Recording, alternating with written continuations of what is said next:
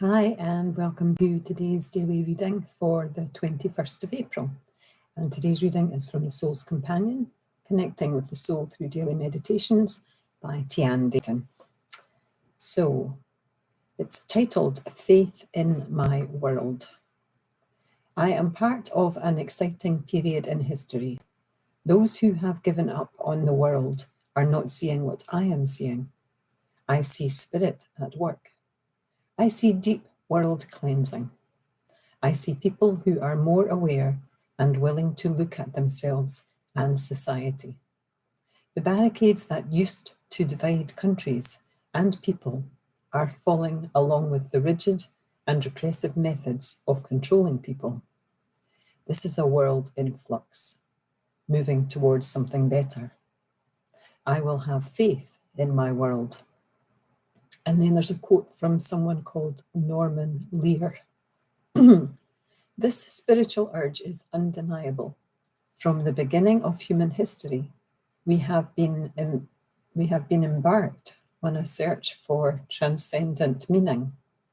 It is as if we were genetically coded to believe that there is a greater force and mystery framing our lives, which is why the next great improvement in the human condition will occur not through a millennial faith in technology, but by uncovering a new, more spiritually satisfying notion of progress, one that requires a vertical leap of faith, a leap in our inner development. The answer is not to ignore these issues in schools and institutions. It is to fling open the doors. So when I read I read the first bit just so I could write my hashtags. When I read it and I thought, part of an exciting period in history, and then, the barricades that used to divide countries and people are falling, along with rigid and repressive methods of controlling people. And I had to kind of take a breath and think, okay, well, when was this book written? So 1995 is what I found on the book itself. I think maybe it was first published. So that's almost 30 years ago. And I do wonder whether things were feeling like progress 30 years ago. Things were, the Berlin Wall was coming down and apartheid was, being sorted. But when I look at the world today, I wonder if these words are true, because there seems to be a great division in many countries, and also repressive and rigid methods by governments trying to manage their people.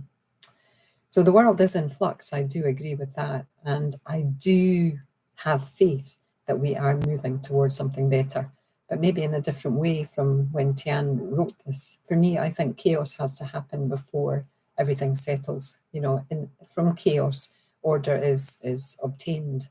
And I think the world is just going through a bit of a chaotic period to itself at the moment. And again, this is just me speaking out loud about my own thoughts and feelings.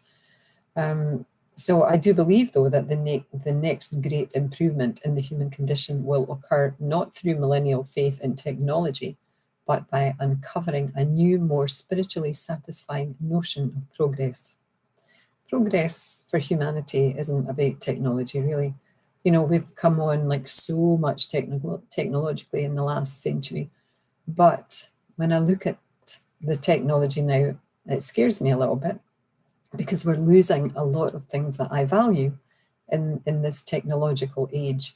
Things like children outside playing, going to their friend's door and knocking on it and saying, "Are you coming out to play?"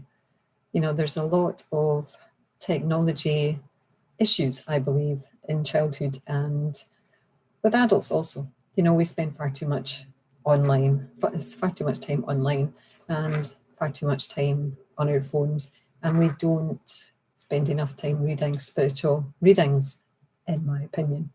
So I try to at least get this one in a day. And even if I don't get online on time, I usually do read Ruth's Spirit Lifter in the morning, and I have some spiritual reflection that I can do alongside my meditation in the morning. So for you today, think about that. How do you see Do you think this is an exciting part in history? Are you terrified? And have you given up the world? I haven't.